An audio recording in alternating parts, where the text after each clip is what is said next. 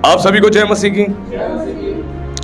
आज हम परमेश्वर के वचन से जो बातें सीखने जा रहे हैं वो बातें बहुत ज्यादा इंपॉर्टेंट हमारी लाइफ के लिए है, क्योंकि जब हम परमेश्वर के वचन से कुछ सीखते हैं तो वो बातें हमारे जीवन में एक बड़ा काम करती हैं और एक बड़ी आशीष को लेकर आती हैं। पिछले संडे मैंने आप सबको एक बात कही थी, मैं मसीहा के आने के विषय में आप सबको प्रचार करूंगा कि मसीहा कब आने वाला है, कितना समय बचा हुआ है, उस पर प्रचार करूंगा। और जब मैं इस संदेश को तैयार कर रहा था तो पवित्र आत्मा ने मेरे हृदय में डाला, प्रभु ने कहा अभी इस संदेश का प्रचार मत कर, अभी रुक जा। मैंने कहा प्रभु फिर?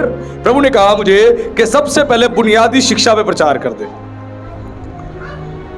बुनियादी शिक्षा पे प्रचार कर, यानी फंडामेंटल टीचिंग्स, है ना। क्या फायदा मसीहा के आने के बारे में मैं बता तो दूं कि मसीहा कब आने वाला है बाइबल के आधार पे, और जीवन ही तैयार नहीं है, जीवन ही रेडी नहीं है, उसका कोई फायदा नहीं। लेकिन चिंता ना करें, इस पे प्रचार मैं बहुत जल्द करूंगा। बहुत सारे विषय ऐसे हैं जिन पे प्रचार मैं लंबे समय से करना चाहता हूं, लेकिन परमेश्वर का आत्मा मुझे अभी अलाउ ही नहीं कर रहा, और दूसरे विषय वो अलाउ कर रहा है। मैं सेवक परमेश्वर का हूं और जो मुझे परमेश्वर कहता है मैं वो ही करता हूं। मेरा मन, मेरा दिल उसी विषय पे था प्रचार करने का, लेकिन पवित्र आत्मा ने कहा नहीं, आज जो है इन लोगों को फंडामेंटल टीचिंग्स के ऊपर प्रचार करनी है, यानी बुनियादी शिक्षा पे।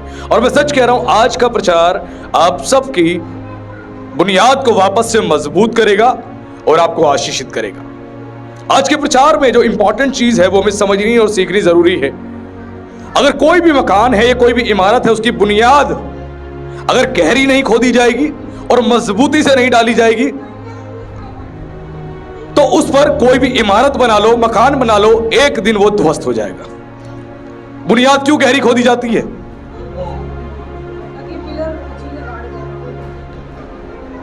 बताइए।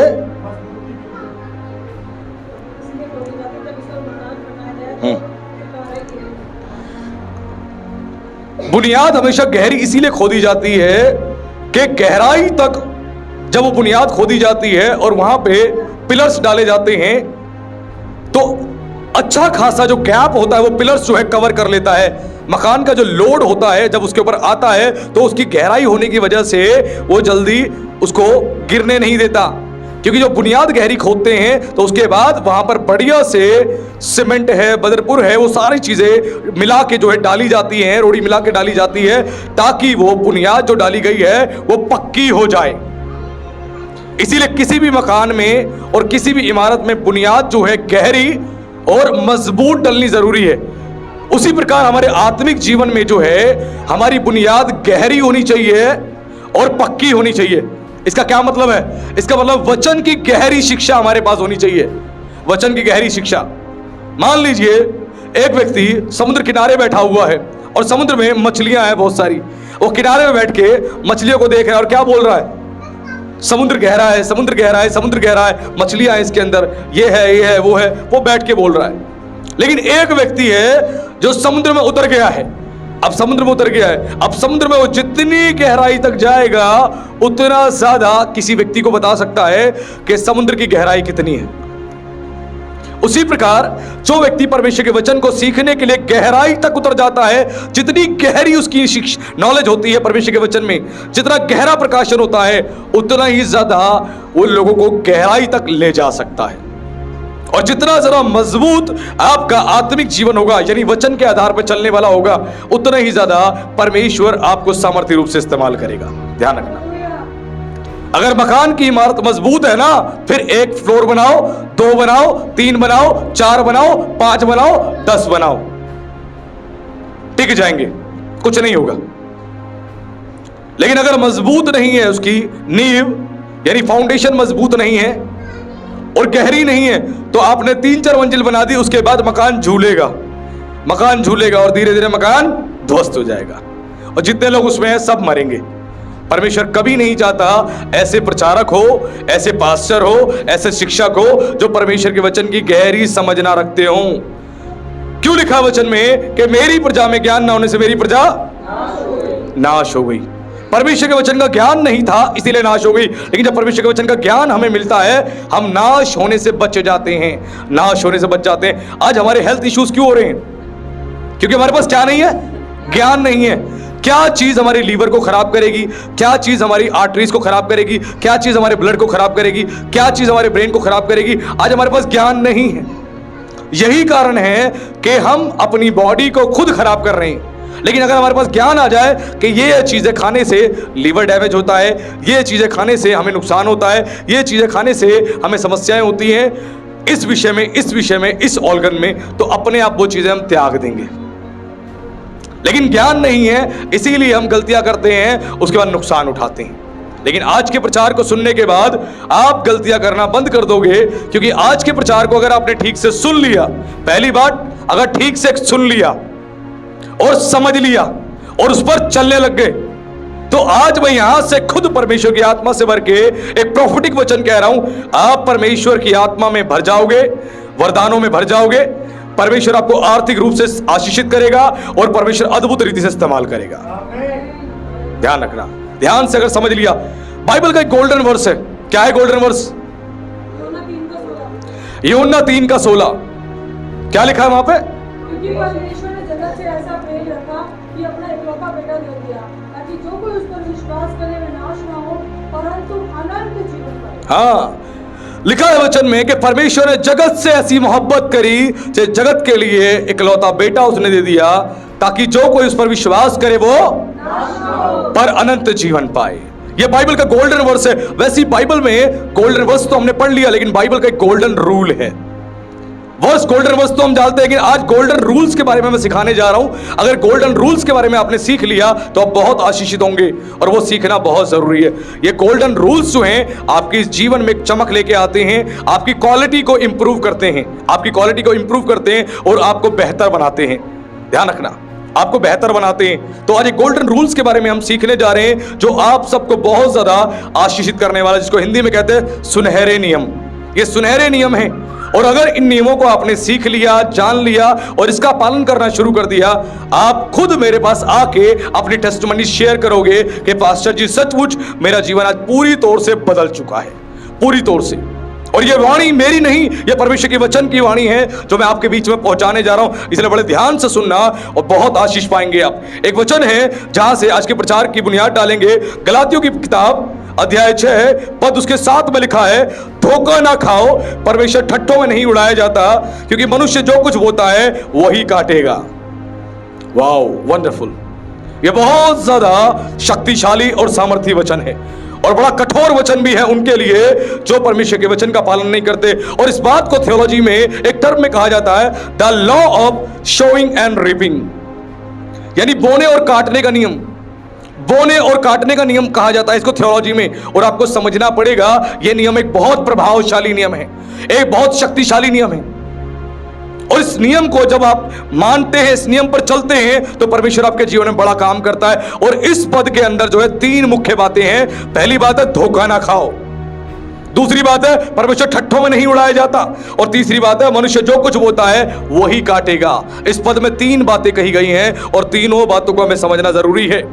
जहां पर लिखा है धोखा ना खाओ, पौलुस हमें चेतावनी दे रहा है कि हम खुद को गुमराह ना करें या दूसरों को गुमराह ना करें। कई बार हमें लगता है हम खुद को भी गुमराह कर लेंगे और दूसरों को भी गुमराह कर लेंगे, और इस प्रकार जो है हम पाप में जीवन व्यतीत करेंगे, गलत कामों में जीवन व्यतीत करेंगे, और हमारे पाप, हमारी गलतियां किसी को दिखाई नहीं देंगी।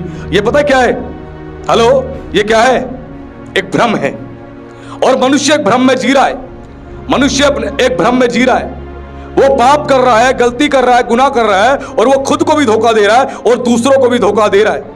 कई बिलीवर्स पाप में लगे रहते हैं, पाप भरा जीवन जीते, और पादरी के आगे प्रार्थना करवाते रहते हैं, पास्टर जी मेरे लिए प्रार्थना कर दो, इस विषय के लिए, उस विषय के लिए, ये ठीक नहीं हो रहा, वो ठीक नहीं हो रहा। लेकिन वो अपने आप को भी धोखा दे रहे होते हैं, क्योंकि उनको पता है वो कौन सा पाप कर रहे हैं, कौन सी गलती कर रहे हैं, उनको पता होता है। कई विश्वासी ऐसे भी होते हैं जिनको खुद को पता होता है कि हम कौन से गुनाह कर रहे हैं, कौन सी गलती कर रहे हैं, लेकिन उसके बाद भी उसको मानते नहीं, उसको स्वीकार नहीं करते।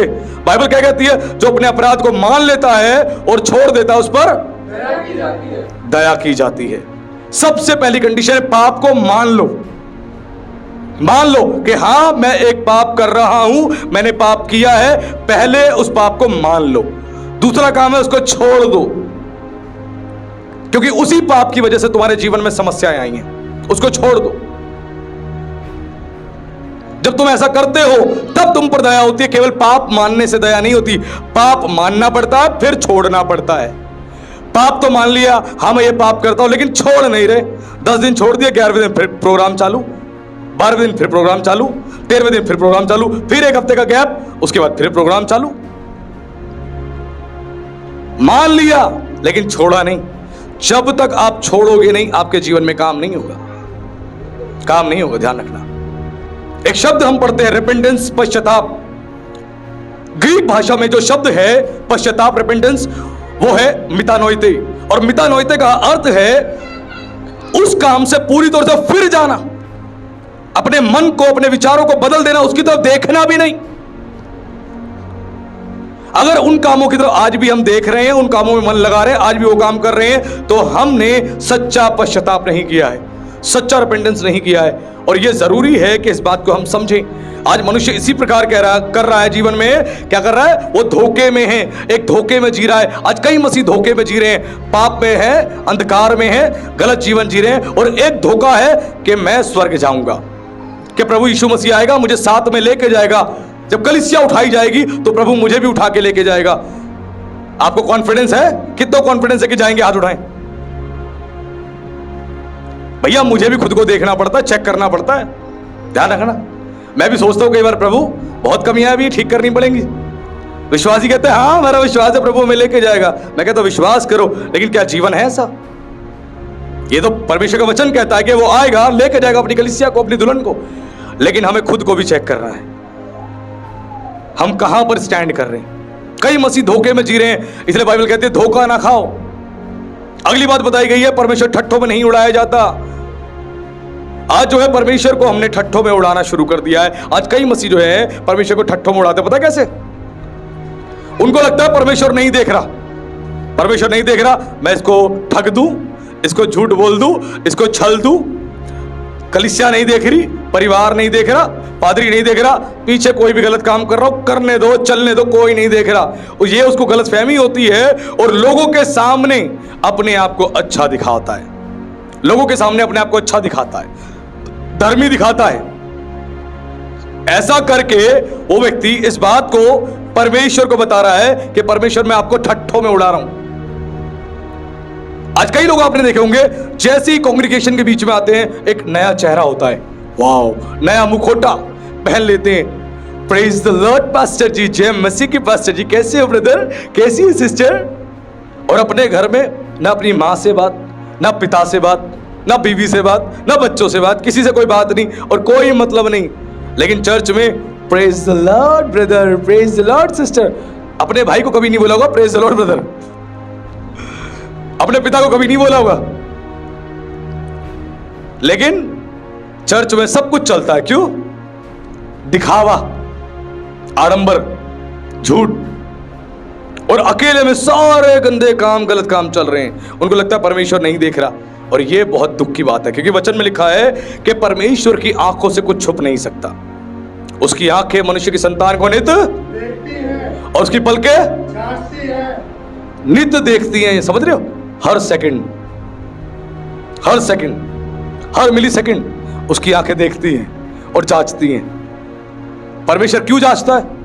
आप उसकी औलाद हो, और बाप औलाद को जांचता रहता है, खोटा है, खरा है, झूठा है, मक्कार है, झूठी है, बेईमान है या ईमानदार है, वो देखता है ना। फिर परमेश्वर कहता है चल झूठी, चल झूठे, है ना, दिखावा कर रहा है तू चर्च में, सुधार ले। हम सोचिए, आज हमें बहुत चीजें चेक करनी है। हमें परमेश्वर केवल कलीसिया में नहीं देखता, हमें हमारे घर में भी देखता है, हमारे ऑफिस में भी देखता है, जब सड़क पे होते तब भी देखता है, जब वॉशरूम में बैठे होते तब भी देखता है ना। जहां जहां हम जाते हैं सब जगह हमें देखता है, हम क्या सोच रहे हैं, क्या बोल रहे हैं, क्या कर रहे हैं, सब कुछ। और मनुष्य इसी प्रकार जीवन जी रहा है। और तीसरी बात बताई गई है, मनुष्य जो कुछ बोता है वही वो काटेगा। यदि आप जमीन में आम का बीज बोएंगे तो कौन सा पेड़ मिलेगा आपको? आम का। बबूल का नहीं मिलेगा, डोंट वरी। बबूल का बोओगे तो क्या मिलेगा? बबूल ही मिलेगा। ध्यान रखना, आज ये बातें परमेश्वर सिखा रहा है, बहुत जरूरी है सीखना। कितने लोग हैं जिन्होंने आम का पेड़ बोया, तो उसको बबूल का पेड़ मिला। कई मसीह कहते हैं पास्टर जी हमने तो भलाई करी लेकिन बुराई मिल गई, ऐसे कहते हैं ना, हमने तो भलाई करी हमें बुराई मिल गई। ऐसी भलाई का फायदा क्या हुआ? आज उनको भी जवाब मिलेगा, आज के प्रचार से उनको भी जवाब मिलेगा, ऐसा क्यों, ऐसा क्यों, ऐसा क्यों? जब तक गहराई से परमेश्वर के वचन को नहीं समझेंगे हम आशीष नहीं पाएंगे। और प्रेरित पौलुस आगे क्या कहता है गलातियों 6:8 में? वो कहता है क्योंकि जो अपने शरीर के लिए बोता है वह अपने शरीर के द्वारा विनाश की कटनी काटेगा, और जो आत्मा के लिए बोता है वो आत्मा के द्वारा अनंत जीवन की कटनी काटेगा। हालेलुया। अब प्रेरित पौलुस यहां पर दो प्रकार की खेती की बात कर रहा है। आज वचन को थोड़ा मैं आप लोगों को डिवाइड करके अच्छे से समझा के सिखा रहा हूं ताकि थोड़ा समझ ले। आज टीचिंग वाला मेथड है, ठीक है ना, आज शिक्षा मिलने वाली है बड़ी गहरी। प्रेरित पौलुस यहां पर दो प्रकार की खेती की बात कर रहा है। एक तो है शरीर के लिए बोना और दूसरी खेती है आत्मा के लिए बोना, है ना। और वचन में मैंने क्या बताया था? धोखा ना खाओ, परमेश्वर ठट्टों में नहीं उड़ाया जाता, मनुष्य जो कुछ बोता है वही वो काटेगा। अब दो प्रकार की भूमि है, दो प्रकार की भूमि है, ध्यान रखना, और दोनों भूमि के ऊपर काम चलता है। अब शरीर के लिए बोना क्या है, ध्यान से सुनना। शरीर के लिए बोना क्या है? शरीर के लिए बोना है पुराने पाप जो छोड़ दिए थे मसीह में आने से पहले, मसीह को ग्रहण करने के बाद कुछ समय लगा लेकिन हमने छोड़ दिए थे, वापस से उन कामों को दोहराना, उन कामों को दोहराना। कौन कौन से काम? नशा छोड़ दिया था, दोबारा से स्टार्ट कर दिया, है ना। और गाने चलते हैं, झूम बराबर झूम शराबी झूम बराबर, ऐसे ही है, मुझे गाने भी याद नहीं, है ना। नशा वापस से स्टार्ट कर दिया, चालू नशा दोबारा चल रहा है, ठीक है। क्यों? ये शरीर कह रहा है मुझे नशा चाहिए, ये शरीर कह रहा है। शरीर के पास बहुत सारी इच्छाएं हैं, पता आपको। पौलुस कहता है ये शरीर पाप के हाथ में बिका हुआ है, पाप के हाथ में, और ये अपनी मनसा अपनी लालसा पूरी करना चाहता है। शरीर और आत्मा इन दोनों का बैटल चलता है, बैटल। इस वचन को हमने कितनी बार सुना लेकिन कभी भी इस बैटल को हम गहराई से समझ नहीं पाए। आज थोड़ा सा मैं प्रयास करूंगा समझाने का, प्रभु मेरी भी सहायता करे और आपकी भी सहायता करे समझने के लिए। ये शरीर डिमांड करेगा, क्या डिमांड करेगा? जीना मरना सब यहीं पे है, एक काम करो नशा कर लो थोड़ा सा। क्यों? नशा करना बहुत अच्छी बात है। नशा करने से क्या होता है? स्ट्रेस कम हो जाता है। स्ट्रेस पीने वाले यही कहते हैं बहुत चिंता है भाई, बहुत टेंशन है, थोड़े 2 पैक लगा लेते हैं, टेंशन उतर जाती है, स्ट्रेस उतर जाता है। और उनसे बोलो कि बेटा एक काम करो, अपनी बीवी को भी 2 पैक लगाओ, उसको भी बहुत टेंशन रहती है तुम्हारी, उसकी भी चिंता उतरेगी। बच्चों को भी 2 पैक लगाओ, उनकी भी चिंता उतरेगी। सबको 2-2 पैक। कोई देगा? पीने वाला शराबी बोलेगा नहीं नहीं मेरा बेटा नहीं पिएगा, मेरी बीवी नहीं पिएगी, मेरी बेटी नहीं पिएगी, ये केवल मैं ही पीऊंगा। शरीर के लिए आप बो रहे हो। जब शरीर के लिए आप बोते हो तो ध्यान रखना, आप उस शरीर की लालसा पूरी कर रहे हो। ये शरीर आपको बहुत कुछ कहता है, बहुत कुछ। मैं बस कुछ एग्जांपल ही दे रहा हूं। फिर शरीर बोलेगा जुआ खेलने के लिए। किसके लिए बोलेगा? जुआ खेलने के लिए बोलेगा। शरीर कहेगा जुआ खेल, पता है गलत है लेकिन फिर भी बोलेगा खेल। क्यों? इंसान जुआ क्यों खेलना चाहता है?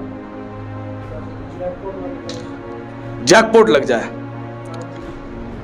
एक ही रात में मैं करोड़पति बन जाऊं, रोड़पति से करोड़पति, है ना। बेटा तू रोड़पति रहेगा, करोड़पति नहीं बन पाएगा। एक ही रात में सपने बड़े बड़े देखता है, कहता है करोड़पति बन जाऊं, इसीलिए क्या करता है? वो जुआ खेलता है। पैसा आएगा तो क्या होगा? इस शरीर को अच्छे कपड़े पहनाऊंगा। पैसा आएगा तो क्या होगा? एक बढ़िया सा बेड लूंगा, बढ़िया से गद्दे लूंगा। पैसा आएगा तो क्या करूंगा? बढ़िया सा घर में एसी लगाऊंगा। पैसे आएगा क्या करूंगा? एक बढ़िया सा टीवी लगाऊंगा। पैसा आएगा क्या करूंगा? एक बढ़िया सी गाड़ी लूंगा, बढ़िया सी। इस शरीर को मैं आराम दूंगा, इस शरीर को मैं विश्राम दूंगा। जो इस शरीर को चाहिए मैं सब कुछ इस शरीर को दूंगा, इस शरीर को। और शरीर की इच्छा पूरी करने के लिए आदमी क्या करता है? अपनी मेहनत करी हुई कमाई को, परिश्रम करी हुई कमाई को, बड़ी मुश्किल से गोल्ड को जो जोड़ा, सिल्वर को जो जोड़ा घर के अंदर, वो सब निकालता है, बेचता है और जुए में लगा देता है। किस लिए? डबल करने के लिए। लाइफ बदल जाएगी। वो शरीर के लिए बोल रहा है, शरीर के लिए, ध्यान रखना। और इससे नुकसान है, फायदा कुछ नहीं है। उसी प्रकार गालियां देता है, गालियां देता है। गाली देनी छोड़ दी थी लेकिन अब गालियां दे रहा है, बार बार गालियां दे रहा है। क्यों? किसी ने मुझे 2 बात बोली तो 100 बात तो मैं भी बोलूंगा, और बिना गाली दिए तो मैं नहीं बोलूंगा। भड़ास कैसे निकलेगी? तो गाली तो दूंगा ही दूंगा। ये शरीर कहता है, शरीर, और शरीर के वश में वो व्यक्ति हो जाता है, उसकी आत्मा हो जाती है, और शरीर उसको पता कैसे घुमाता है? गले में पट्टा जैसे कुत्ते के डालते हैं और घसीट के लेके जाते कुत्ते को, उसी प्रकार वो करता है। आत्मा के गले में, आपकी जो आत्मा है उसके गले में पट्टा डालता है और खींच के ले जाता है, और आप शरीर के वश में चलते हो, शरीर के वश में। ध्यान रखना, ये शारीरिक बातें, इन शारीरिक बातों से बाहर निकलना पड़ेगा। उसी प्रकार अश्लील फिल्में देखना, चोरी करना। अश्लील फिल्में किसको चाहिए? आपकी आत्मा को। आत्मा क्या बोलती है? अश्लील फिल्में देख, है ना। आजकल के कौन कौन से नए हीरो हैं, मैं तो नाम भी याद नहीं मुझे, है ना। रणवीर सिंह, है ना, उसकी फिल्में देखो। रणबीर कपूर, उसकी फिल्में देखो। और पता नहीं जो जो हीरो हैं उनकी फिल्में देखो। अश्लील फिल्में भी बहुत सारे हीरोज की हैं, हीरोइनों की हैं। अश्लील फिल्में क्यों? शरीर को बड़ा मजा आ रहा है। इस शरीर को भोजन दे रहे हो। आपको पता है, जब कुछ भी आप देखते हो, कुछ भी करते हो शरीर के अनुसार, तो शरीर को आप भोजन दे रहे हो। इससे पता क्या होता है? शरीर और मजबूत होता है, और मजबूत। जितना खिलाओगे पिलाओगे उतना मजबूत होगा, उतना मजबूत। फिर तुम्हें पैर के नीचे दबा के रखेगा, कहेगा मेरे इशारे पे चलेगा तो बता, नहीं तो दाब के रखूंगा। मेरा वजन 100 किलो है, 100 किलो के नीचे दबे रहोगे। अब बोलो क्या करना है? शरीर की जितनी इच्छा पूरी करोगे उतना ही शरीर आपको दबा के रखेगा, आत्मा में उतना ही दबा के रखेगा। अब भारी भरकम बोझ से दबे रहोगे और आप कुछ नहीं कर पाओगे। खिलाओ पिलाओ, इसकी जितनी बात मानोगे ना उतना ज्यादा आपको आत्मा में कमजोर बना देगा, खोखला बना देगा। ध्यान रखना। और अब बाद में परेशान हो जाओगे।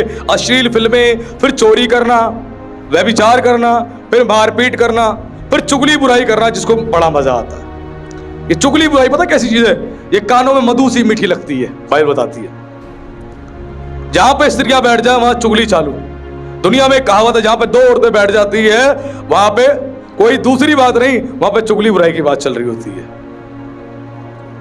औरतें छोड़ो, आदमी भी कम नहीं है आजकल।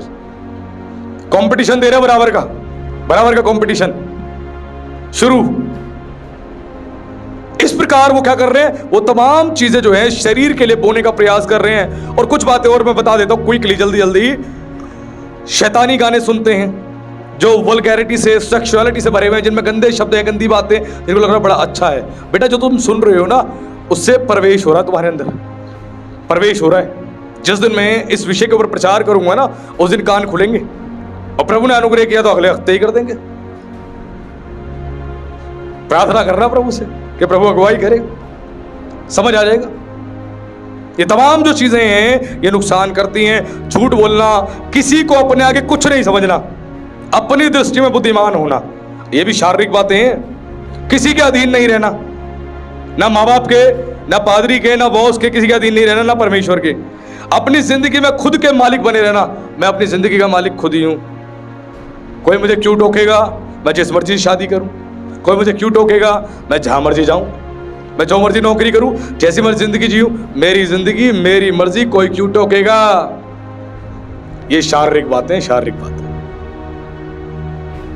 उसके बाद इसी प्रकार आगे जो है ईर्ष्या करना, क्रोध करना, हर बात का विरोध करना, फूट डालने वाली बातें, झगड़ा करवाने वाली बातें, ये तमाम बातें जो हैं जिसकी सूची आपको गलातियों 5:19 में मिल जाएगी। अगर इसकी सूची चाहिए तो गलातियों 5:19 को आप पढ़ लोगे, वहां थोड़ी सी सूची और मिल जाएगी, आपको पता लग जाएगा ये कौन सी बातें। ये शारीरिक बातें हैं, शारीरिक बातें। और प्रभु साफ कहता है, जो आत्मा के चलाए चलता है वो ही मेरा बेटा है। हेलो, वो मेरा बेटा है जो आत्मा के द्वारा चलाए चलता है। ये शरीर के काम हैं। अगर इन शारीरिक कामों के द्वारा आप जीवन को जी रहे हो तो आप परमेश्वर के बेटे हो ही नहीं सकते। जितना मर्जी शोर मचाओ, मैं प्रभु का बेटा हूं, प्रभु की बेटी हूं, प्रभु का बेटा बेटी, नहीं हो भाई। तुम्हारे काम तो किसी और के बेटा बेटी वाले लग रहे हैं, प्रभु के बेटा बेटे वाले नहीं। ईश्वर ने क्या बोला फरीसियों को?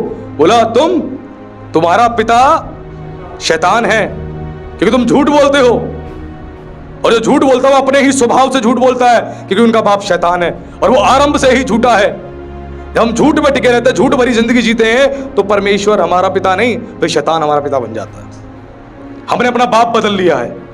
कितने मसीहों ने अपना बाप बदल लिया, पता है आपको? बहुत मसीहों ने अपना बाप बदल लिया है। ये सारे काम कर रहे हैं और फिर बोलते हैं प्रभु जो है हमारा पिता है, यीशु मसीह हमारा पिता है, यहोवा परमेश्वर हमारा पिता है। काम तो दिखाई दे नहीं रहे पिता वाले।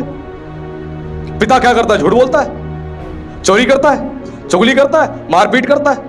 पिता कैसा है? उसने एक मानव शरीर में आके इस पृथ्वी पर अपने आप को दिखा दिया। यीशु ने गाली के बदले गाली नहीं दी, धमकी के बदले धमकी नहीं दी, किसी को बदनाम नहीं किया, पथराव नहीं किया, चुपचाप सहता रहा और अपने आप को सच्चे न्यायी परमेश्वर के हाथ में सौंप दिया। लेकिन आज जो है ये शारीरिक बातें हैं जिसको करते हैं, और इसके कारण क्या होता है? हम शरीर के लिए बो रहे हैं, शरीर के लिए बो रहे हैं, और इसका परिणाम क्या होगा? आत्मिक मृत्यु और विनाश। इसका एक ही परिणाम है, आत्मिक मृत्यु और विनाश। और मनुष्य कहां डाला जाएगा? आग की झील में। आग की झील जो है फाइनल डेस्टिनेशन है, जहां जाना पड़ेगा उन सभी लोगों को जो प्रभु की आज्ञा पे नहीं चलते। अभी तो मरने के बाद अधोलोक में स्थान दे देता है परमेश्वर, जहां पे जलन है, तकलीफ है, परेशानियां है, कई सारे चैम्बर्स है। लेकिन फाइनल डेस्टिनेशन, जब फाइनल जजमेंट होगा, उसके बाद फाइनल पनिशमेंट है और फाइनल रिवॉर्ड है, हेवन का भी और हेल का भी। ध्यान रखना, अभी वो बाकी है। हमें लगता है मरते ही हर आदमी को नरक की आग में डाल देते हैं। नहीं नहीं, हेलो, नहीं नहीं। इस पे पहले भी मैंने आप सबको बताया था, मरते ही किसी को नरक की आग में नहीं डालता परमेश्वर। ध्यान रखना, ये जितनी बातें हमने पिछले दिनों सुनी, लोगों से जहां जहां से सुनी, ये सारी उनके मन की बातें हैं, या गलत उन्होंने प्रचारकों को सुन लिया या गलत शिक्षाओं को ग्रहण कर लिया, इसीलिए वो ऐसा बोलते हैं। नहीं, कुछ समझ में आ रहा है? मैं बड़े ही आराम से, बड़े धीरे धीरे समझा रहा हूं, समय लेके, कि थोड़ा हम सीख ले। आज का मैसेज थोड़ा लंबा है, इसीलिए बिठा रहा हूं मैं। थोड़ा सा लंबा है, आज सीखना पड़ेगा। अगर नहीं सीखा तो समस्या है। तो हमने दो प्रकार की भूमि की बात करी थी। पहली है शरीर के लिए बोना और दूसरी है आत्मा के लिए बोना। अब दूसरी खेती की बात करते हैं, जो आत्मा के लिए बोना। जब हम पवित्र आत्मा की अगुवाई पर चलते हैं, जब पवित्र आत्मा की अगुवाई से जीवन जीते हैं, परमेश्वर के वचन का पालन करते हैं, भलाई करते हैं, तो हम क्या कर रहे हैं? आत्मा के लिए बो रहे हैं, आत्मा के लिए। और इसका परिणाम क्या है? प्रतिफल क्या है? अनंत जीवन, अनंत जीवन और हमेशा के लिए प्रभु के साथ रहना। ध्यान रखना, जब आत्मा के लिए बो रहे हो, तो आत्मा के लिए नहीं बो रहे तो समस्या है, परेशानी है जीवन में, फिर तकलीफ है, फिर बोलेंगे हम क्या करें क्या करें। अभी ये इंट्रोडक्शन मैसेज है, जब मैं आगे जाऊंगा तो समझ में आएगा। ये सारा इंट्रोडक्शन मैसेज है जो मैं दे रहा हूं, ध्यान रखें, है ना। आज सिखा के जाएंगे, आज सिखा के भेजेंगे आप लोगों को, ऐसे नहीं भेजेंगे, डोंट वरी, टेंशन ना ले। और इसी में हमें जो बात सीखनी है वो है आत्मा के लिए बोने के लिए क्या होता है। एग्जाम्पल के तौर पे, जब आप प्रेयर करते हो, आप क्या कर रहे हो? अपनी आत्मा के लिए बो रहे हो। आत्मा को क्या चाहिए? आत्मा को प्रार्थना में बैठना है, और प्रार्थना में जब पवित्र आत्मा आपको लेके बिठाता है, आप बैठते हो, तो क्या होता है? परमेश्वर की सामर्थ आपको मिलती है प्रार्थना में। जब परमेश्वर की सामर्थ मिलती है तो आत्मा को भोजन मिल रहा है। आप जब प्रेयर नहीं करते, आपकी आत्मा को भोजन नहीं मिलता। आपकी आत्मा मरी हुई, भुजी हुई, ढीली ढाली सी रहती है, और कुछ भी आपके जीवन में खास रिजल्ट दिखाई नहीं देते। आज जो लोग प्रार्थना नहीं करते, ये उनको सीखने की जरूरत है। कुछ लोग ऐसे हैं, उनको देखो, जब देखो बस प्रार्थना ही करते रहते, प्रार्थना ही करते रहते, प्रार्थना ही करते रहते हैं। अरे भाई, बाइबल भी पढ़नी पड़ती है, प्रार्थना भी करनी पड़ती है। कौन ऐसा व्यक्ति है जो पानी पीता रहता है, केवल रोटी नहीं खाता? हमारे चर्च में एक मसीह था कुछ समय पहले।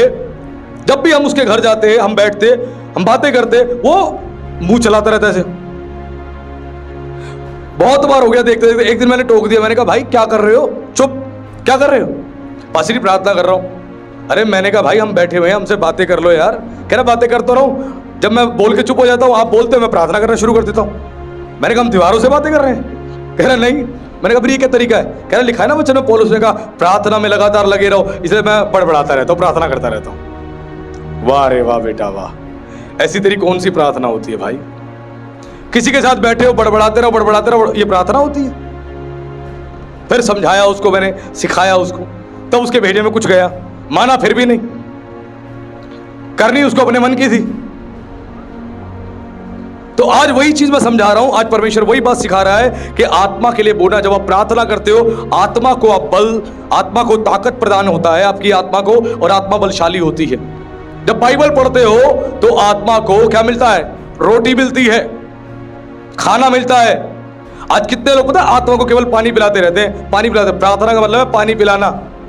एग्जाम्पल के तौर पे सिखा रहा हूं मैं, पानी पिलाना, क्योंकि वचन को रोटी कहा गया है और प्रार्थना को आत्मा का जल ही कहा गया, जो उतरता है, हमें धोता है, साफ करता है, क्लीन करता है हमें। कितने लोग बस पानी पिलाते रहते, पानी पिलाते रहते, पानी पिला। अरे केवल पानी पीने से मजबूत थोड़ी ना होगा। जो काम पानी से होना वो पानी से होगा, और जो काम रोटी से होना वो रोटी से होगा। हम क्या करते हैं? हम एक ही मेथड अपनाते हैं और काम करते रहते और हमें लगता है कुछ बड़ा हो जाएगा। नहीं होगा भैया। जो काम प्रार्थना से होना है, प्रार्थना से हमारी बॉडी को जैसे पानी भी चाहिए, रोटी भी चाहिए, दोनों चीज चाहिए। दोनों मिलेगा तो हमारी बॉडी ठीक रहेगी, स्वस्थ रहेगी। नहीं मिलेगा गड़बड़। आप रोटी खा लो, रोटी खा लो, अब क्या होगा? पानी नहीं पी रहे तो क्या होगा? पेट में कब्ज बन जाएगी, अब फ्रेश नहीं हो पाओगे। अब उसके लिए क्या करना है?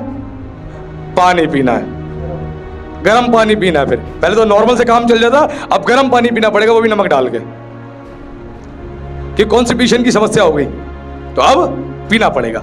ठीक उसी प्रकार केवल प्रार्थना नहीं करते रहना, केवल बाइबल पढ़ते नहीं रहना, दोनों को बैलेंस रखो। प्रेयर भी करना है, बाइबल भी पढ़नी है, ये दोनों काम करना है। इससे आपकी आत्मा को भोजन मिलेगा, इससे आपकी आत्मा मजबूत होगी, वरना नहीं। उसी प्रकार गलातियों 6:9 में बड़ी गहरी बात लिखी है, लेकिन भले काम करने में हियाव ना छोड़ें, क्योंकि यदि हम ढीले ना हो तो ठीक समय पर कटनी काटेंगे। प्रेरित पौलुस यहाँ पे उत्साहित कर रहा है, यहाँ पे सिखा रहा है कि भले काम करने में हियाव ना छोड़े। कई बार हम भलाई करते करते हियाव छोड़ देते हैं। बहुत हो गई भलाई, अब नहीं होगी हमसे, बहुत भलाई कर ली हमने, कोई फायदा नहीं मिला, कोई फायदा नहीं मिला। क्योंकि भलाई हम किसके लिए कर रहे थे? फायदे के लिए, है ना? भलाई हम फायदे के लिए कर रहे थे। आज मैं प्रचार पता है किसके लिए कर रहा हूं? आपके फायदे के लिए। ये पक्का इससे फायदा मिलेगा। पॉलिटिशियंस आते हैं, कहते हैं आपके फायदे की बात हम करने आया, वो अपने फायदे की बात कर जाते हैं। कई पादरी भी ऐसे हैं, आएंगे कहेंगे आपके फायदे की बात कर रहे हैं, वो अपने फायदे की बात कर जाते हैं। लेकिन मैं 100% आपके फायदे की बात करने वाला हूं, ध्यान से सुनना।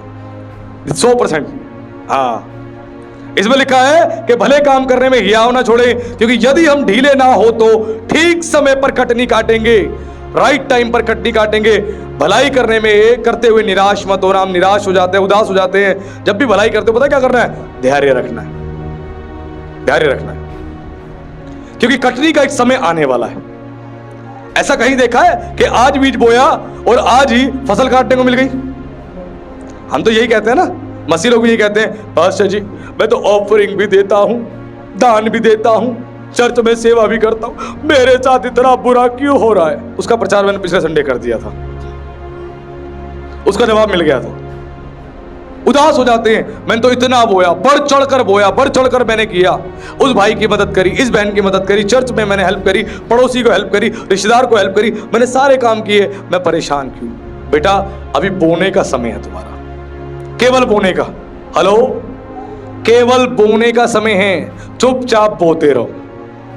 किसान जब हल जोतता है तो जमीन में बीज को बोता चला जाता है, बोता चला जाता है, एक आशा के साथ कि जो मैं बो रहा हूं एक दिन मुझे काटने को मिलेगा। एक आशा होती है, क्योंकि वचन भी इसी प्रकार कहता है, बोओगे तो काटोगे भी।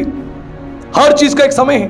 तो अगर आपके जीवन में अभी कटनी का समय नहीं आया है तो घबराना नहीं, अभी बोने का समय है। बोते जाओ, शांति से बोते जाओ, प्रार्थना के द्वारा बोते जाओ, फास्टिंग के द्वारा बोते जाओ, अपने बीज को बोते जाओ, लोगों की सहायता मदद करने में लगे रहो। देखा, भलाई करने में हियाव ना छोड़ना, कभी नहीं, करते जाओ, क्योंकि तुम्हें परमेश्वर परख रहा है, तुम्हें टेस्ट कर रहा है। अकाल के समय, तंगी के समय, मुसीबत के समय आप कितने ऑनेस्ट हो खुदा के साथ, कितने ईमानदार हो खुदा के साथ, वो चेक कर रहा है। जब ईमानदारी से आप बोने में लगे रहोगे ना तो परमेश्वर देख रहा है उस चीज को। बोते रहना, लेकिन धीरज धरना और धैर्य रखना, क्योंकि एक समय आएगा, काटने का भी समय आएगा। मैं 12 साल से मेहनत कर रहा हूं सेवकाई में, आज भी 12 वर्ष हो गए, और बहुत धीरज आ गया मेरे अंदर, बहुत धैर्य आ गया। अब चिंता नहीं है, प्रभु और 12 साल भी लगा लेगा तो भी टेंशन नहीं है। क्यों?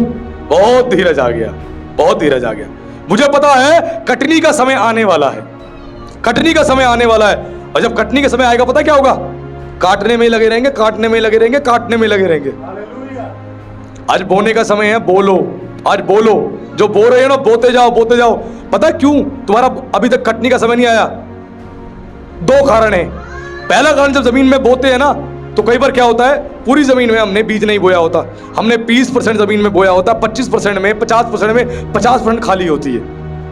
जब उसमें बीज बोलोगे, जब पूरा खेत कंप्लीट होगा आपका, और कई लोग पूरी खेत में बो चुके हैं, पूरे खेत में बो चुके हैं, अब केवल बैठ के प्रतीक्षा का समय है आपका, वो वेटिंग टाइम है आपका, वेटिंग टाइम। मैंने बताया वेटिंग टाइम आपका वर्शिप टाइम है, ध्यान रखना। वेटिंग टाइम आपका वर्शिप टाइम है। अगर पूरी जमीन में बो दिया और अभी तक कुछ नहीं मिला तो आप केवल प्रतीक्षा करो, केवल प्रतीक्षा। जमीन में जो बीज बोए हैं अभी धीरे धीरे वो बीज जमीन के अंदर गए हैं, अभी मरेंगे, अंकुरित होंगे, फिर जमीन को चीर के बाहर आएंगे और धीरे धीरे आपको हरियाली दिखेगी। तब भी काट नहीं पाओगे, केवल हरियाली दिख रही होगी, काट नहीं पाओगे, और धीरे धीरे और बड़े होंगे। आपका दिल करेगा अब काट लेता हूं, लेकिन वो भी काटने का समय नहीं है। और जब पूरी फसल तैयार हो जाएगी, अब समय आएगा काटने का। अब बोने के टाइम तो अब 2 जने लगे, काटने के टाइम कितने जने लगोगे? 10 जने, 12 जने आप बुलाओगे, आओ भाई आओ, आओ भैया खेत में अब फसल बहुत हो गई, काटना है, अब टाइम खराब नहीं कर सकते। सबको लगाओगे और सारे मिलकर काटेंगे, ध्यान रखना। तो इसलिए धैर्य धरें, अभी आपका बोने का समय है, काटने का समय आने वाला है। अरे धीरज रखो भाई, धीरज रखो। प्रभु को पता है काटने के लिए कब मुझे इसकी जमीन को, इसकी फसल को देना है, अभी तैयार नहीं हुई। हम जल्दीबाजी दिखाते हैं, निराश हो जाते हैं कि हमने बोया तो अभी हमारे लिए चमत्कार हो जाए, अभी हमारे लिए कुछ हो जाए। प्रभु कर सकता है, नो डाउट, और उन्होंने बहुतों के जीवन में किया। कई लोगों ने गवाही दी, आज हमने ऐसा किया पास्टर जी, शाम तक हमारे जीवन में ये हो गया, कल हमने ये किया था, आज हमारे जीवन में ये हो गया है। बहुत लोगों ने बहुत सी गवाहियां दी, प्रभु ने दिया, लोगों को ब्लेस किया खुदा ने। लेकिन ये चीज मैं समझा रहा हूं आज आपको, बोने का समय है तो काटने का समय भी है, उसको छोड़ना नहीं। लगे रहो, लगे रहो। आप ढीले नहीं पड़ने चाहिए, ध्यान रखना, आप ढीले नहीं पड़ने चाहिए। अगर आप ढीले पड़ गए तो काम नहीं होगा। प्रार्थना आपकी कम नहीं होनी चाहिए, बढ़ जानी चाहिए। फास्टिंग कम नहीं होनी चाहिए, बढ़ जाने चाहिए। बाइबल पढ़ना कम नहीं होना चाहिए, बढ़ जाना चाहिए। ये सब कुछ करने से आप बो रहे हो, किसके लिए? अपनी आत्मा के लिए, आत्मिक भूमि पर बो रहे हो, आत्मिक भूमि पर। जो शरीर के लिए बोता है वो विनाश की कटनी काटेगा। कौन सी? विनाश की। लेकिन जो आत्मा के लिए बोता है वो आशीषों की और अनंत काल की कटनी काटेगा, ध्यान रखना। इसीलिए इस काम को बंद नहीं करना। ये बहुत पावरफुल गोल्डन रूल है बाइबल का, ध्यान रखना। इसको बंद कर देंगे तो हम परेशान हो जाएंगे। और आगे बड़ी बड़ी अच्छी, बड़ी गहरी बात लिखी है जो प्रभु यीशु मसीह ने कही, लूका उसके 6:31 में प्रभु यीशु मसीह ने बड़ी गंभीर बात कही। प्रभु यीशु मसीह ने कहा, जैसा तुम चाहते हो लोग तुम्हारे साथ करें, तुम भी उनके साथ वैसा ही करो। हालेलुया। ये प्रभु यीशु मसीह ने बड़ी गहरी बात कही। प्रभु ने कहा, जैसा तुम चाहते हो कि लोग तुम्हारे साथ करें, वैसा ही तुम उनके साथ वैसा ही करो। कितने लोग चाहते हैं कि उनका सम्मान किया जाए? हाथ उठाएं। कितने लोग चाहते हैं कि उनका सम्मान सब जगह पे हो? हाथ उठाएं। नहीं चाहते? एक बेटी कह रही है मैं नहीं चाहती। अगर आप चाहते हो कि आपका सम्मान सब जगह पे किया जाए तो सबसे पहले आपको सम्मान करना पड़ेगा, आपको सम्मान करना पड़ेगा। आप चाहते हो लोग आपको आदर दे तो आपको पहले आदर देना पड़ेगा। आप चाहते हो कि लोग आपकी प्रॉब्लम्स में खड़े हो, साथ खड़े हो, तो पहले आपको उनकी प्रॉब्लम्स में साथ खड़ा होना पड़ेगा। आप चाहते हो कि लोग आपको आर्थिक सहायता से मदद करें तो पहले आपको करनी पड़ेगी। ये गोल्डन रूल है बाइबल के। मैंने क्या बोलता, इंट्रोडक्शन मैसेज था, अब मैसेज शुरू हो चुका है। अगर आप चाहते हो तो जैसा चाहते हो आपके साथ हो।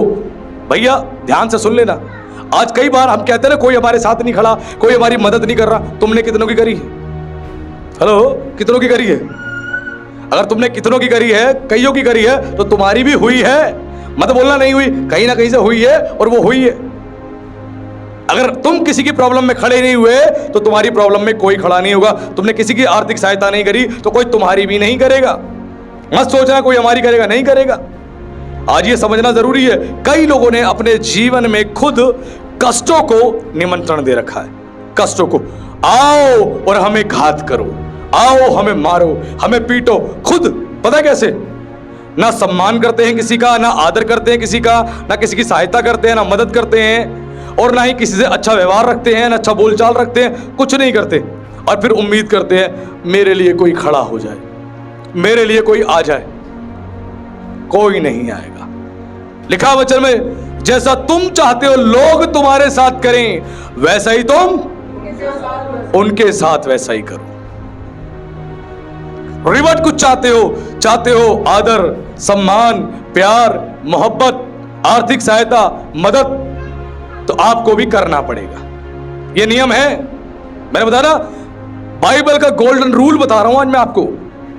इस गोल्डन रूल को अगर आपने अपने जीवन में इंप्लीमेंट कर लिया ना, आपकी लाइफ बदल जाएगी, चेंज हो जाएगी। आज कई लोगों ने कष्टों को खुद निमंत्रण दे रखा है और परेशान है। क्या होता है, आपने कई लोगों को देखा होगा, कई लोग क्या करते हैं, जो सोशल मीडिया पे वीडियोस बनाते हैं, यूट्यूब पे, फेसबुक वीडियोस बनाते हैं, वहां पर क्या करते हैं, दूसरे पादरियों को बदनाम करते हैं, खूब बदनाम करते हैं, मजे ले लेके, चटकारे ले लेके बदनाम करते हैं। और जब बदनाम करता है फिर क्या होता है, बाद में जब उनको कोई बदनाम करता है तो पता क्या कहते हैं, मसीह लोग ऐसे होते हैं, प्रभु के लोग ऐसे होते हैं। बेटा शुरुआत किसने करी थी? शुरुआत किसने करी थी? तू नहीं, दिल्ली के, भारत के बड़े बड़े पादरियों के नाम लेके उन्हें बदनाम करना तूने शुरू किया। आज जब तेरी बारी आई तू कह रहा है मसीह लोग ऐसे होते हैं, मसीह लोग ऐसे होते हैं। जब तेरे पास लीगल नोटिस आ गए तू कहता मसीह लोग ऐसे होते हैं। तेरे खिलाफ कोर्ट में केस हो गया, मसीह लोग ऐसे होते हैं। क्यों कर रहा था ये सब? दूसरों को तुम आके उनका नाम ले लेके उनको बदनाम करते हो, अपमानित करते हो, तो भैया तुम भी अपमानित किए जाओगे। जैसे करोगे वैसे ही किए जाओगे। शुरू तो करो। अगर आपको किसी की शिक्षाओं के खिलाफ कुछ बोलना है, मैं शुरू से जो मेरे 12 वर्षों का इतिहास रहा है सेवकाई का, मैंने आज तक किसी भी पादरी का पुलपिट से नाम लेकर कभी भी नहीं बोला।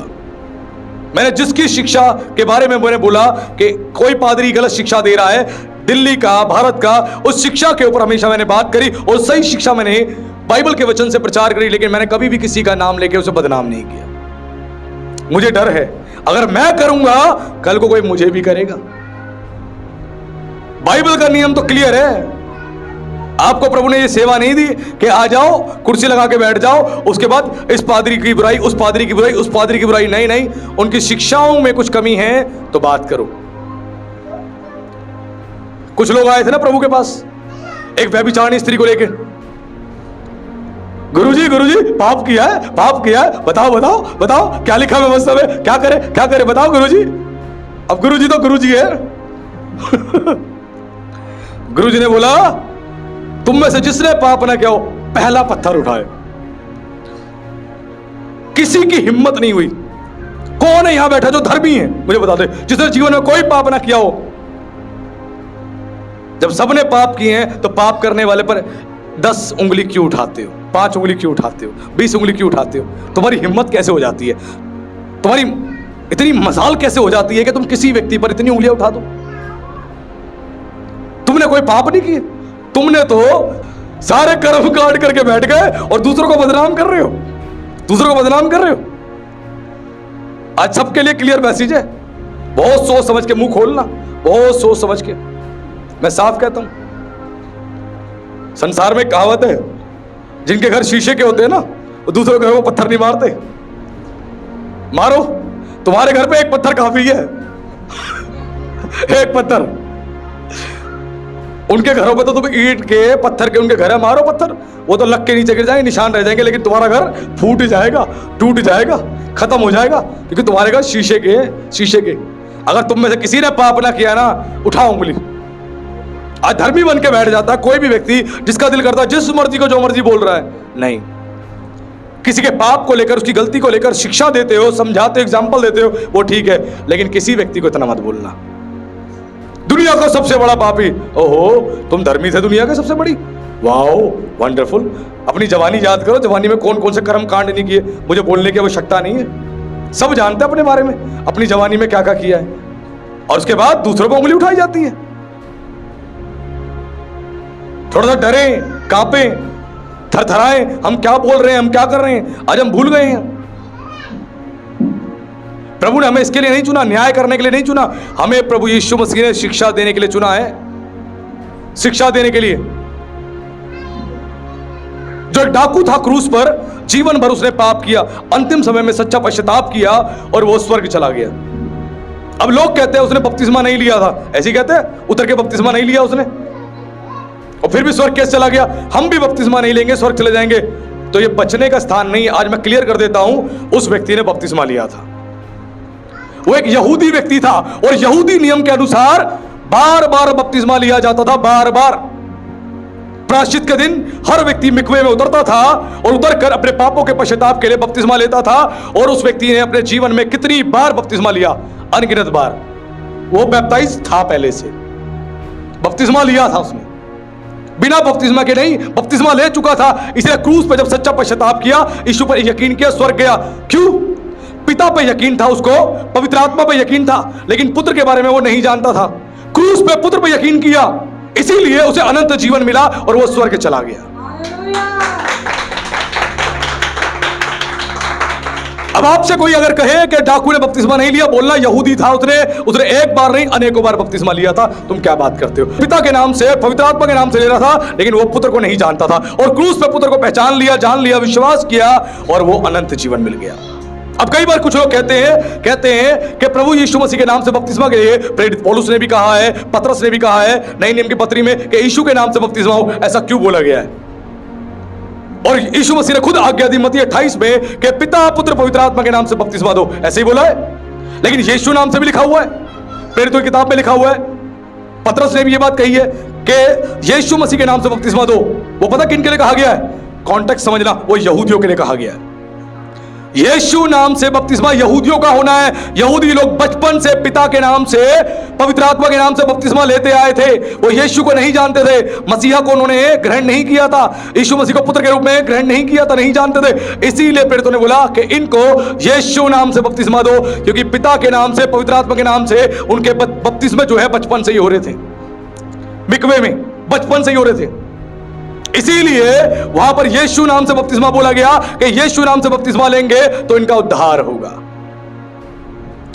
अन्य जातियों के लिए सबको पिता पुत्र पवित्र आत्मा के नाम से बपतिस्मा देना है, केवल यहूदियों को यीशु के नाम से बपतिस्मा देना है। हेलो, कुछ समझ आ रहा है? ये वो कॉन्टेक्स्ट है जो अब मैं आपको समझा रहा हूं। अब कई लोग कहते हैं ना पिता पुत्र पवित्र आत्मा के नाम से नहीं, यीशु नाम से होना चाहिए। तो क्लियर मैसेज आपके पास है, जवाब देने वालों के लिए जवाब दे देना। आज हमें गहराई से वचन को समझना है। हर एक का बपतिस्मा पिता पुत्र और पवित्र आत्मा के नाम से ही होना चाहिए, लेशेम शमाइन ईश्वर के नाम से, जो त्रिएक परमेश्वर है। ध्यान रखना, अगर कोई नहीं जानता परमेश्वर के वचन को तो अपने जीवन में वो कष्टों को उठा लेता है, और वो ठीक होना जरूरी है। ध्यान रखना, ठीक होना जरूरी है। इसीलिए आज हम वचन में सीख रहे हैं, कुछ गहरी बातें, इंपॉर्टेंट बातें सीख रहे हैं, जिसको सीखना जरूरी है। अगर जैसा दूसरे के साथ करोगे वैसा आपके साथ किया जाएगा, किया जाएगा। पतरस को प्रभु यीशु मसीह ने बोला, पतरस अपनी तलवार जो है मयान में रख, क्योंकि जो तलवार से घात करता है वो तलवार से ही, जो सोशल मीडिया से घात करता है वो सोशल मीडिया से घात किया जाएगा, जो व्हाट्सएप से घात करता है वो व्हाट्सएप से घात किया जाएगा, जो फेसबुक से घात करता है वो फेसबुक से घात किया जाएगा, जो ट्विटर से घात करता है वो ट्विटर से घात किया जाएगा, जो टेलीग्राम से घात करता है वो टेलीग्राम से घात किया जाएगा, जो फोन कॉल से घात करता है फोन कॉल से घात किया जाएगा, जो चिट्ठी लिख के घात करता है वो चिट्ठी लिख के घात किया जाएगा। Wow, wonderful. क्या प्रभु के लिए हम जोरदार तालियां बजा सकते हैं?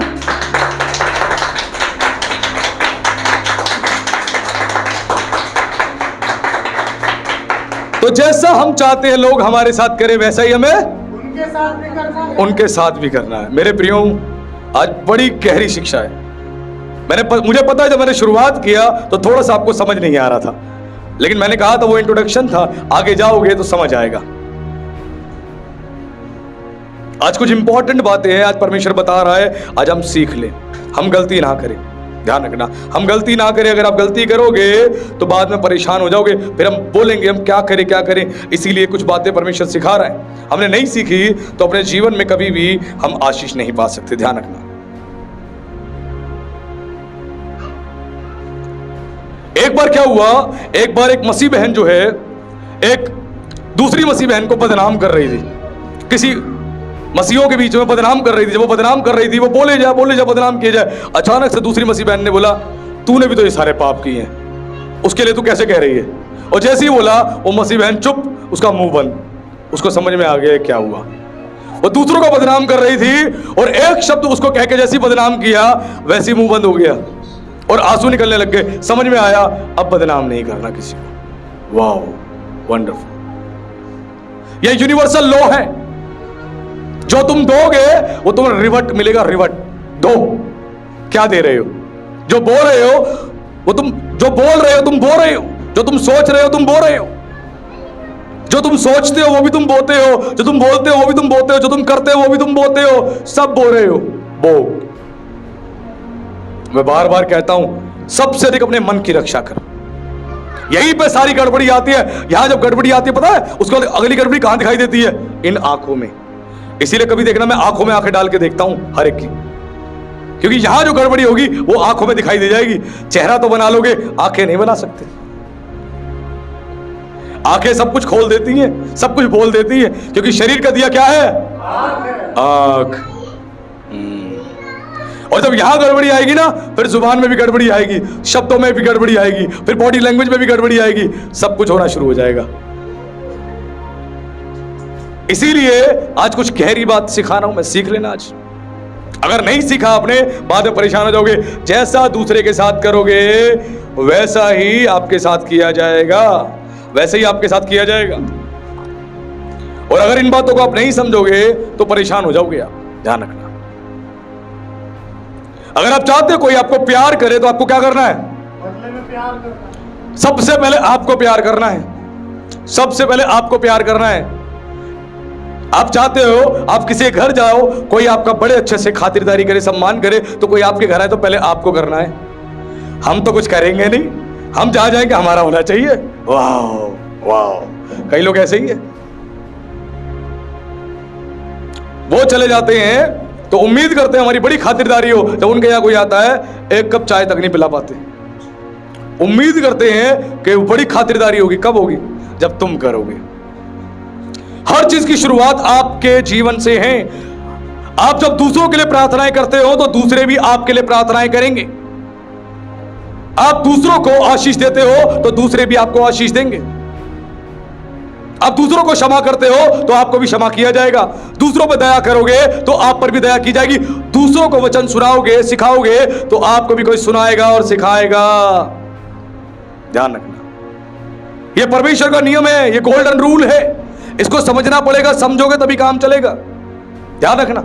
एक बार एक मसीह बहन ने मुझे बोला कि पास्टर जी सच बताऊं, मुझे बड़ी खुशी होती है जब प्रभु के दास लोग आपका आदर करते हैं, आपका सम्मान करते हैं। और मैंने देखा कितना आदर करते हैं, कितना सम्मान करते हैं, और मसीह लोग आपका आदर सम्मान करते हैं। मुझे बहुत खुशी होती है, मेरा दिल जो है सचमुच आनंद से भर जाता है। तो मैंने कहा बहन, सबसे पहले मैंने उनको आदर दिया है, मैंने सम्मान दिया है, मैंने वो प्यार दिया है, तो बदले में मुझे मिला है।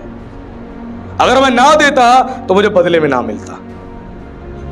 हर एक प्रभु के दास का बड़ा मैं आदर करता हूं, बहुत सम्मान करता हूं। इसीलिए वो मेरा आदर करते हैं, मुझसे प्यार करते हैं, मेरा सम्मान करते हैं। अगर मैं नहीं करता तो मेरा भी नहीं करते। आप जो दोगे बदले में वही मिलेगा। नहीं तो किसी को आप दो चार उल्टी सीधी बातें बोल दो, एक बार मिलके, दो बार मिलके, उसके बाद वो आपकी शक्ल तक नहीं देखेगा, आपसे मिलेगा तक नहीं, बात तक नहीं करेगा आपसे। जो दोगे वही रिवर्ट आपको मिलेगा। ध्यान रखना, जो दोगे उसी टाइम ना मिले, उसी व्यक्ति से ना मिले, कहीं और से मिले, लेकिन मिलेगा। हम उम्मीद करते हैं कि जिसके साथ हम अच्छा कर रहे हैं वो हमारे साथ भी अच्छा करे। ऐसा कई बार नहीं होता। जिसके साथ हम अच्छा कर रहे हैं कई बार वो हमारे साथ अच्छा नहीं करता, उसको बदलने में टाइम लग जाता है, लेकिन कहीं और से हमारा बड़ा आदर होता है, बड़ा सम्मान होता है, बड़ा हमें प्यार मिलता है। मिल रहा है ना, कहीं से तो मिल रहा है ना। तो प्रभु ने यही बोला ना, जैसा करोगे तुम्हारे साथ किया जाएगा। ऐसा तो नहीं बोला जिसके साथ करोगे वो भी तुम्हारे साथ वैसा करेगा। तो फिर भलाई मिलेगी, अच्छाई मिलेगी, आशीष मिलेगी, सपोर्ट मिलेगी जब तुम भी करोगे। तुम भी करोगे तो तुम्हारे साथ भी किया जाएगा, नहीं करोगे तुम्हारे साथ नहीं होगा। आप दूसरों को इग्नोर करोगे तो आप भी, वाह वंडरफुल, क्या बात है। कुछ समय पहले कुछ पासवानों ने क्या किया, दूसरे अन्य पासवानों को इग्नोर करना शुरू कर दिया। एक समय आया, उन पुराने पासवानों का सीजन चला गया, नए पासवानों का सीजन आ गया। अब वो इग्नोर करते हैं। क्यों? वो पहले इग्नोर कर रहे थे, अब वो इग्नोर कर रहे हैं। और वो इग्नोर जानबूझ के नहीं कर रहे, वो सेवकाई में व्यस्त होने की वजह से इग्नोर कर रहे हैं, लेकिन कर रहे हैं। तो जैसे आप करोगे वैसे किए जाओगे। इग्नोर करोगे, इग्नोर भी किए जाओगे। ये यूनिवर्सल लॉ है, ये गोल्डन रूल है बाइबल का। आप चाहते हो जैसा लोग आपके साथ करें, उसकी शुरुआत पहले आपको करनी पड़ेगी। आपको ऐसा करना पड़ेगा, तभी काम होगा, वरना नहीं। ध्यान रखना, अगर आप किसी को उसकी कलीसिया से, उसके आर्थिक स्टेटस से, उसके बड़े नाम से नापते हो, तोलते हो और फिर बात करते हो, विश्वास करो तुम्हारे साथ भी ऐसे ही होगा। तुम्हारी कलीसिया से, तुम्हारे आर्थिक स्टेटस से, तुम्हारे नाम से तुम्हें भी नापा और तोला जाएगा। जिस नाप से नापते हो उसी नाप से तुम्हें भी नापा जाएगा। ध्यान रखना, ये बाइबल का नियम है और ये गोल्डन रूल है। अगर हमने इनको ठीक कर लिया तो आशीष मिलेगी। इसे बाइबल में क्या लिखा है? अपने से बढ़कर दूसरों को समझो। अपने से बढ़कर, ऐसा क्यों लिखा है? अपने से बढ़कर जब दूसरों को समझोगे तो तुम भी बढ़कर समझे जाओगे, और नहीं समझोगे तो लोग, कोई तुम्हें भी नहीं समझेगा। अपने से बढ़कर कोई नहीं समझेगा। और इसी को कहते हैं नम्रता हासिल करना, इसी को कहते हैं दीनता हासिल करना। वचन में क्या लिखा है? परमेश्वर अभिमानियों का विरोध करता है। परमेश्वर कहता है आजा, एक थप्पड़ तक उड़ के इधर जा। विरोध करता है, घमंडी लोगों का प्रभु विरोध करता है। शैतान ने घमंड किया ना, प्रभु ने कहा फटाक और सीधा नीचे। लेकिन लिखा है दीनों पर वो अनुग्रह करता है। आप दीन हो जाओ, आप पर अनुग्रह, उसके ऊपर अनुग्रह, उसके ऊपर अनुग्रह होता रहेगा, मिलता रहेगा, अनुग्रह पर अनुग्रह। ध्यान रखना, अगर आप चाहते हो आपको आदर मिले, सम्मान मिले, आपको इज्जत मिले, आपको प्यार मिले, आपको गिफ्ट मिले, वाह गिफ्ट वाली बात तो छूट गई। हाँ, आज कई सारी महिलाएं चिंतित रहती है, मुझे गिफ्ट नहीं मिला, मुझे गिफ्ट नहीं मिला, मुझे इससे नहीं मिला, मुझे उससे नहीं मिला। तुमने कितने गिफ्ट दिए? कैलकुलेट करो, और तुमने जितने दिए उससे ज्यादा तो तुम्हें मिल चुके हैं। कहीं से भी मिल गए, लेकिन मिल गए। ये थोड़ा ना बोला प्रभु ने कि तूने जहां दिए वहीं से मिलेंगे, ऐसा बोला क्या? लोग कहते हैं मैंने तो अपनी नंद को इतने दिए, सास को इतने दिए, बहन को इतने दिए, भाई को इतने दिए, बदले में मुझे एक गिफ्ट नहीं मिला, एक गिफ्ट। अरे वहां से नहीं मिला, पूरे मोहल्ले से तो बहुत कुछ मिल गया है? फिर चाहते हो ना गिफ्ट मिले तो गिफ्ट भी दो। ध्यान रखना, बाइबल का गोल्डन रूल है, पकड़ लेना। चाहते हो गिफ्ट मिले आपको, लोग गिफ्ट आपको करें, सूट गिफ्ट करे, कपड़े गिफ्ट करे, कोई सामान गिफ्ट करे, आप भी गिफ्ट देने वाले बन जाओ। मैं इसीलिए अपने चर्च की सारी महिलाओं को सिखाता हूं, कुछ भी लेने जाओ कोशिश करो एक दूसरे के लिए कुछ ना कुछ ले लो। एक इयरिंग ले लो, एक नोजपिन ले लो, नखून पॉलिश ले लो, लिपस्टिक ले लो, लेकिन ले लो। जैसे खुद से मोहब्बत करते हो वैसे अपने पड़ोसी से भी मोहब्बत करो। और जब ऐसा करोगे ना, सब कुछ बदल जाएगा। जब कोई लेने जाएगा ना तो वो सोचेगा नहीं यार, मुझे अपने लिए केवल नहीं लेना, मैं अपने लिए कुछ ले रहा हूं तो मुझे उनके लिए भी लेना, उनके लिए भी लेना, उनके लिए भी लेना है। ऐसा दिल अपने आप हो जाएगा। और फिर देखो आपको कितने गिफ्ट मिलेंगे। गिफ्ट दोगे तो गिफ्ट दिए जाएंगे, नहीं दोगे तो नहीं दिए जाएंगे। लेकिन ये ध्यान रखना, जिसको दे रहे हो उससे पाने की आशा मत करना। जिसको मैंने दिया वहां से मिले, जरूरी नहीं वहां से मिले, कहीं और से मिलेंगे, लेकिन प्रभु देगा। फेर कर देने वाला हमारा परमेश्वर है। जो कुछ हम बोते हैं वही हम काटते हैं। आप दुख बोओगे दूसरों के जीवन में, नफरत बोओगे तो बदले में वही आपको मिलने वाली है और वही काटने को मिलेगी। दुख भरा जीवन, तकलीफ भरा जीवन, कष्टों भरा जीवन, फिर बोलोगे मेरे जीवन में इतने कष्ट क्यों हैं, पास्टर जितने दुख क्यों है, मैंने तो भलाई करी। तूने कम भलाई करी, बुराई ज्यादा तूने करी। परमेश्वर अन्यायी थोड़ी ना है कि तू भलाई करे और परमेश्वर तेरे सर पे जूते मार दे। ऐसा कभी नहीं करेगा परमेश्वर। तूने बुराइयां करी है इसलिए तेरे सर पे बुराई पड़ी है। तू बुराई नहीं करती बहना तो तेरे साथ भी बुराई नहीं होती। मेरे भाई तू बुराई नहीं करता तो बुराई नहीं होती। दूसरों की बीमारियों के लिए तुम प्रार्थना करोगे तो तुम्हारी बीमारियों के लिए भी कोई प्रार्थना करेगा। दूसरों के सामर्थ्य और अभिषेक के लिए, सेवकाई के लिए प्रार्थना करोगे, कोई तुम्हारे लिए भी करेगा। दूसरों की बढ़ोतरी के लिए तुम प्रार्थना करोगे, कोई तुम्हारी बढ़ोतरी के लिए प्रार्थना करेगा, लेकिन करेगा। ध्यान रखना, नहीं करोगे तो नहीं होगा। और आज के वचन से हमने सीखा, जो बाइबल का गोल्डन रूल है, जो तुम बोओगे वही तुम काटोगे। और जैसा तुम चाहते लोग तुम्हारे साथ करें वैसे ही तुम दूसरों के साथ किया करो। अगर इस सिद्धांत को अपना लिया, विश्वास करना, जिंदगी जीने का मजा आ जाएगा। सब कुछ बदल जाएगा जीवन में, सब कुछ। तुम थोड़ा करोगे, परमेश्वर इतना तुम्हें देगा, भर के देगा, लेकिन समय है उसका। अगर आज तुम्हारा बोने का समय है तो ध्यान रखना, काटने का भी समय आने वाला है। इसहाक ने अकाल की भूमि पर बोया, बाइबल कहती है उसी वर्ष उसने 100 गुना पाया। 100 टाइम्स प्रभु ने मल्टीप्लाई करके लौटा दिया। जब उसने बोया तभी नहीं मिला, लिखा उसी साल भर का समय लगा।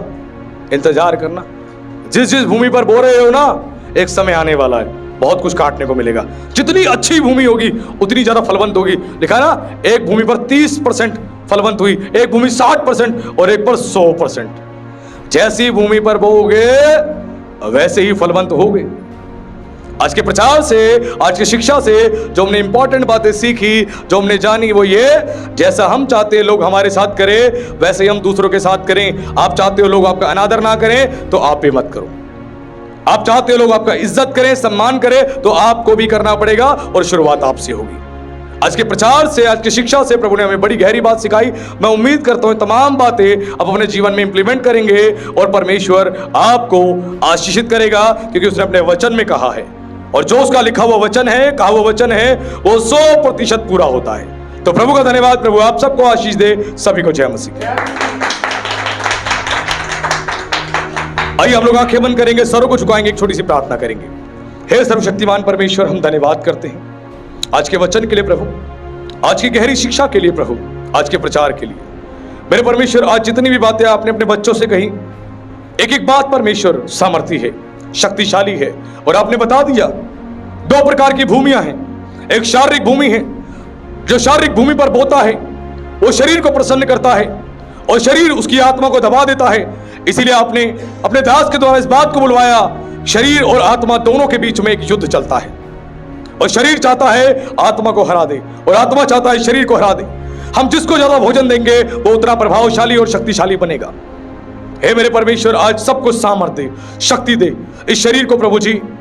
कोई भी शारीरिक रूप से वो भोजन ना दे जो भोजन आत्मा के लिए नुकसान का कार्य करे, वरन वो भोजन अपनी आत्मा को देने वाले बने जिससे शरीर पर पूरा नियंत्रण आ जाए।